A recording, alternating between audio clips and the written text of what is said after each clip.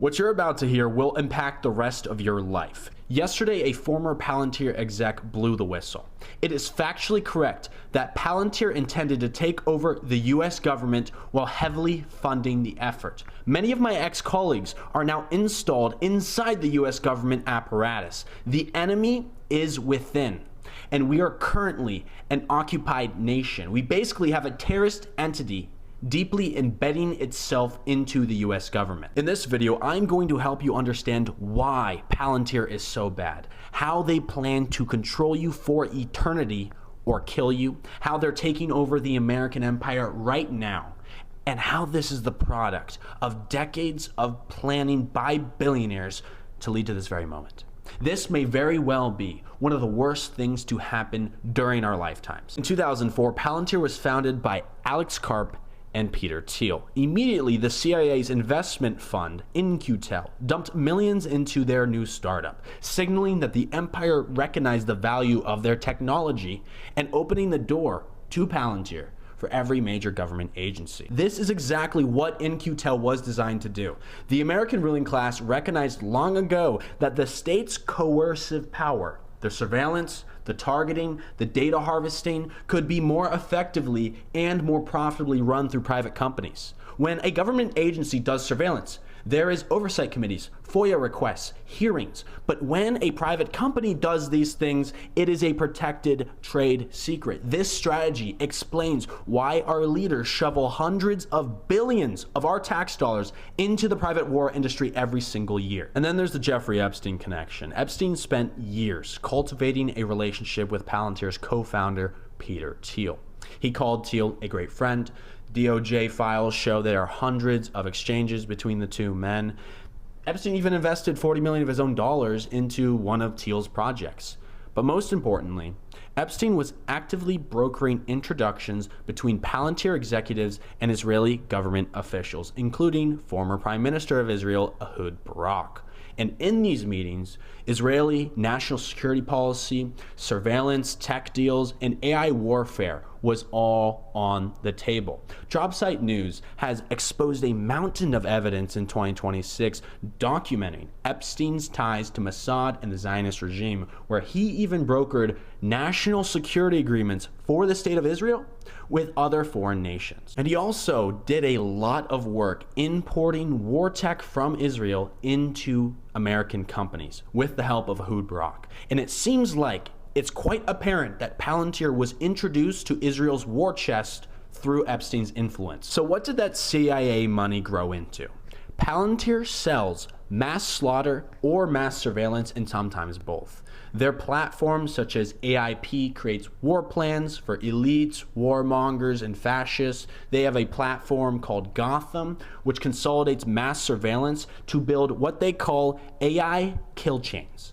They have something called Titan, which is exclusively with the US empire, that pulls space data to generate targets and kill lists for our empire. They have Mosaic, which extracts data, our data, scrapes everything about us off of social media. Right now, Palantir relies on Amazon AWS, Oracle, Meta, and Anthropic technology to build and train their AI killing machines and mass surveillance platforms, which they then sell to the regimes of the world. Lavender, Where's Daddy, and The Gospel are names Israel's IDF have given to the AI killing machines that Palantir sold them, which were the technology that enabled the systematic erasure of all civilization in the occupied Gaza Strip. Palantir's leaders, Peter Thiel and Alex Karp, have no regard for human life. They laugh at people's faces who are angry at the families they obliterated. They openly brag about terrorizing the world and the American people until we are paralyzed with fear and can do nothing to stop them. Recently, Palantir executives were exposed for bragging about training off of Israel's ongoing genocide, saying, when you bomb people massively in a densely populated area, they do a lot of things. But when phones are not moving, they are useless to us. It is only when you move it that it produces data for us to be able to train the algorithms. So in a densely populated like Gaza, you bomb people, they, if they're not dead, they run around, they try to escape, they are removed from one place to another, they make phone calls, they try to find their loved ones, they rush to the hospital isn't there, they run even more. There is a lot of movement that we can train the algorithms. That is what Palantir's tech executive said. But Palantir's technologies, which are created on the back of a genocide, haven't stayed in Gaza. They haven't stayed overseas. They have already come home to oppress the American people. Last June, Palantir netted an $800 million contract with the US empire to provide their AI targeting system to our imperial forces. Also last year, the US government started incorporating tech executives into the military, swearing them in as lieutenant colonels, including one of Palantir's executives. Palantir runs the surveillance platforms that ICE, the American IDF, uses, that has given them the ability to surveil anyone, track their location, their cell phone history, everything about them. There are thousands of police departments in America who currently use their Gotham platform. Palantir has created a master database under Trump's second term that incorporated every single piece of data the government has on its citizens, and they've also infiltrated the health data of the UK and Australian people. This is not innocuous tech. It's being used in your hometowns to surveil those who dissent against the US and Israeli governments, those who protest, and those who cause disruption. This is well documented. Palantir extends across borders. They were behind the illegal capture of Venezuelan President Maduro, Israel's terrorist pager attack on Lebanon, and the United States' recent carpet bombing of Iran, including that girl's elementary school, which they decided to triple strike. First the children, then the parents and first responders, and then the Iranian media who documented it. Palantir continues to benefit from the ongoing genocide in Gaza. Hundreds of billions in dollars flowed into their valuation. They have become the most valued war corporation and surveillance corporation on this planet, and for the last 2 years they were the highest performing stock in the S&P. In exchange for the blood of millions, they've been able to launch their infiltration of the American empire, installing their people at top roles inside every branch of government, and it didn't end with the US. They've dug their claws into countries across the globe. They even moved to silence the platforms most critical of their work. Palantir benefited massively and was also instrumental in forcing TikTok to sell to Zionist billionaire Larry Ellison of the Oracle Corporation. Palantir's senior advisor, Jacob Hellberg, contacted over 100 Congress members personally, pushing them to force the sale. Mike Gallagher, the congressman who wrote the law that forced the sale of TikTok, was funded by Palantir, and he left Congress as soon as the law's future was secured. And where did he go after that? To work for Palantir as head of defense. And he even admitted about a year later that the forced sale was motivated by critics of Israel on TikTok, not China, not national security. Think about it.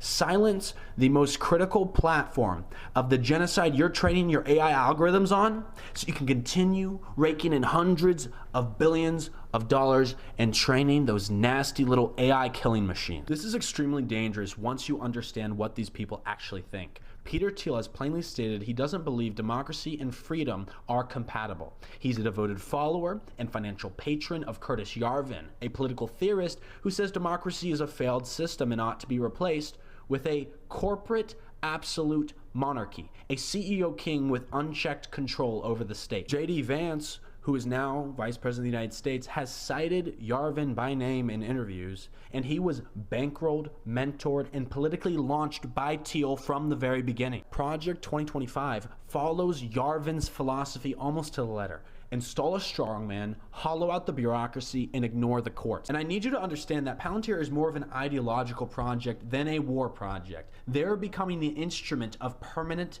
class domination. When academics describe techno-fascism, which is when tech elites install their political beliefs into their technology and their infrastructure in order to suppress resistance, they are describing Palantir exactly. Palantir is a project whose founders are completely loyal to the Epstein class of elites, to the Zionist project of Israel, to the ongoing genocide of Palestinians. They're loyal to mass slaughter and mass surveillance. They do not believe in democracy. They don't believe in your human rights, and they want to rule you forever. Their tech slaughters hundreds of thousands of living, breathing human beings. They hunt human beings across borders. Their executives are now holding military ranks and are installed at the highest levels of our federal government while enriching themselves. They are no longer serving the state, which created them. They have become the state. And that is the part that should terrify you more than anything else, because what I've described to you isn't a future to come.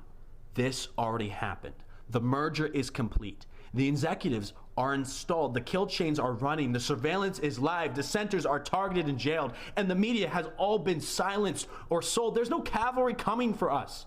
Palantir has ushered in a new era of American imperialism as it was designed to do so. Techno-fascism is here. They are the operating system of the empire, of global suffering, of global domination, and will be a fact for the rest of our lives unless we take them down. So the question is not whether Palantir is dangerous. The whistleblowers have answered that. The dead children of Gaza have answered that. The children of Iran, Lebanon, Syria, Yemen, and so many more are crying out to you. The American families ripped apart by ICE, by the secret police, have answered that for us. The question is, what are you gonna do about it? Because every day we stay silent, we scroll past, they spend that day digging deeper, making it harder for us to remove them from our lives. They're betting that you won't act. You'll feel too small, too overwhelmed, too paralyzed, because that is the fear they designed this system to produce.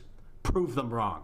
My name is Guy Christensen. I'm an independent political commentator. You can support my work and get me in the future without any censorship by going to yourfavoriteguy.com. Thank you, and free fucking Palestine.